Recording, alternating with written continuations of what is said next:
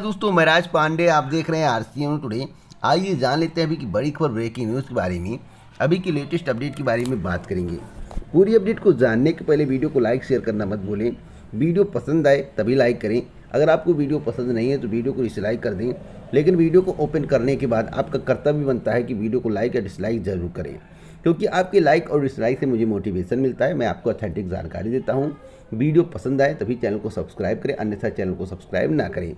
जब भी वीडियो आपको बहुत पसंद आ जाए, चैनल को सब्सक्राइब करने जाएं तो बेल आइकन और ऑल पर सेलेक्ट करना मत भूलें, जिससे हमारे वीडियो का नोटिफिकेशन आप तक सबसे पहले पहुंच जाए, वीडियो को आप सबसे पहले देख पाएँ। सबसे पहले हम बात करेंगे जूनियर हाई स्कूल शिक्षक भर्ती परीक्षा 2021 को लेकर, जो कि 17 अक्टूबर 2021 को संपन्न हो चुकी है। परीक्षा का पेपर आउट भी हो गया है। जैसा कि आप लोगों को मालूम होगा, आज के समाचार पत्र में इस बात का जिक्र था। एसटीएफ ने कार्रवाई की है। सवाल है, अगर परीक्षा का पेपर बड़े पैमाने पर आउट हुआ होगा तो कट ऑफ कितना जा सकता है, गुणांक क्या बनेगा। जैसा कि आपको मालूम होगा कि इस चैनल के माध्यम से जूनियर हाई स्कूल शिक्षक भर्ती परीक्षा के संबंध में आपको समय समय पर जानकारी दी गई। आपको समझाया गया कि पेपर का स्तर क्या होगा। पिछला वीडियो उठाकर देख लीजिए। इस चैनल के माध्यम से आपको बताया गया था कि पेपर का स्तर मॉडरेट होगा। आपको यह भी बताया गया था कि पेपर में करंट अफेयर्स कहाँ से पूछा जाएगा। आपको यह भी बताया गया था कि आपको क्या पढ़ना है जिससे आपको सफलता मिल सके। आपको यह भी बताया गया था कि आपको क्या पढ़ना है जिससे आपको सफलता मिल सके। आपको यहाँ तक बताया गया था कि आपको कितने नंबर करने हैं, कितने नंबर पर आपका सिलेक्शन हो सकता है। आपको यहाँ तक बताया गया था कि पेपर के लिए आपको क्या पढ़ना है जिससे आपको सफलता मिल सके। आपको यह भी बताया गया था कि क्वेश्चन कहाँ से आएंगे, कब तक के पूछे जाएंगे। खासकर करंट अफेयर्स के संबंध में जानकारी दी गई थी और सब्जेक्ट के संबंध में भी आपको बताया गया था। अगर आप रेगुलर व्यूअर होंगे, रेगुलर वीडियो देखते होंगे, तो आपको जानकारी होगी कि इस चैनल के माध्यम से आपको पहले क्या बताया गया था। लेकिन जिस तरह से आज के समाचार पत्र में पेपर आउट का जिक्र था, उसको पढ़ने के बाद इस बात का संकेत मिलता है, जो पकड़े गए हैं वह तो पकड़े गए हैं। पेपर बड़े पैमाने पर आउट हो सकता है, कंफर्म नहीं कह रहा हूं, क्योंकि यह जांच का विषय है और इस पर जांच होनी चाहिए। अगर पेपर बड़े पैमाने पर आउट हो जाए तो कट ऑफ क्या होगा, तो मैं आपसे बताना चाहता हूं।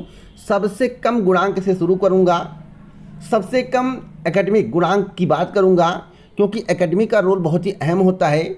जिसमें एकेडमिक का जिक्र होता है उसमें कम एकेडमिक वाले हमेशा बाहर होते हैं, जिनका स्कोर रिटर्न में अच्छा नहीं होता है। तो सबसे पहले हम बात करेंगे 21, जिसका 21 गुणांक है। अगर पेपर आउट हुआ होगा तो कम से कम 125 से 30 स्कोर होना चाहिए, तभी 21 वालों का हो सकता है।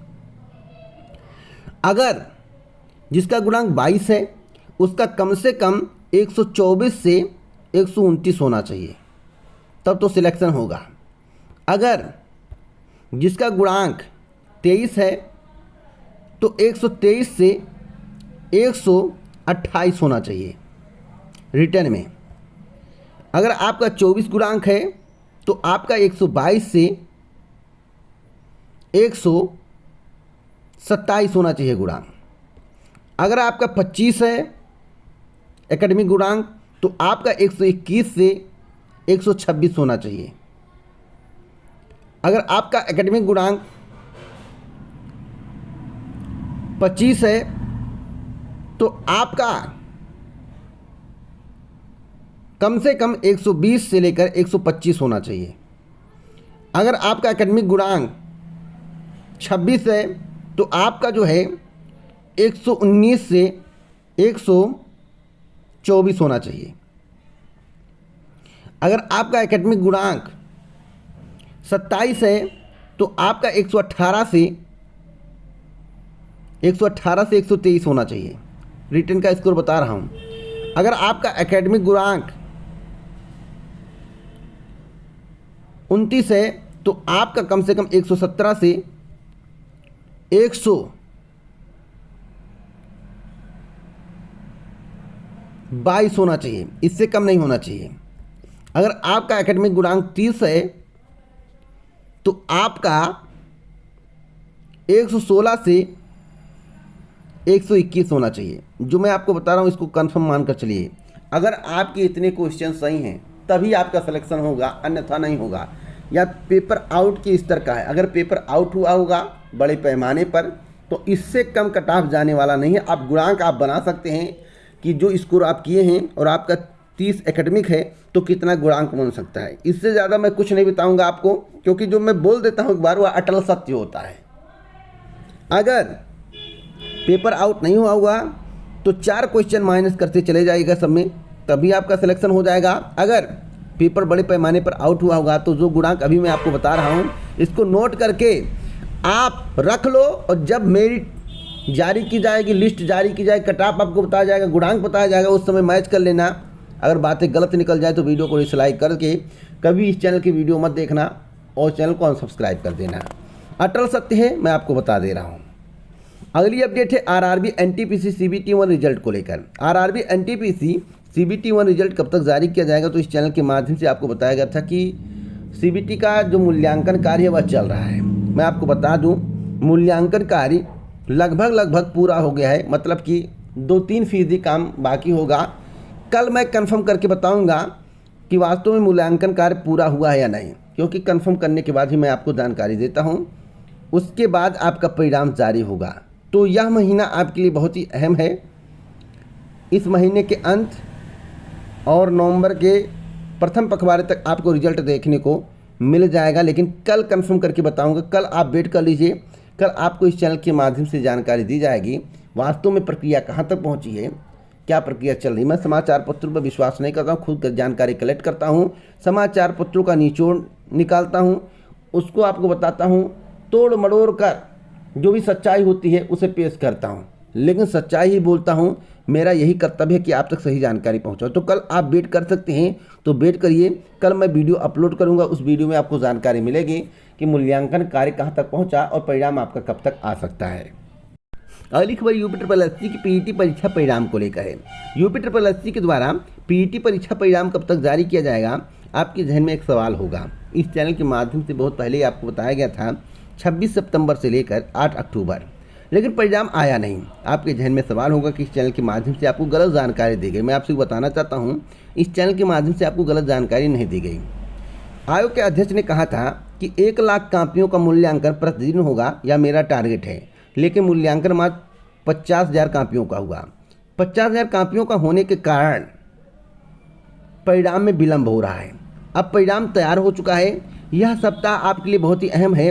मंगलवार का दिन आपके लिए बहुत ही अहम है।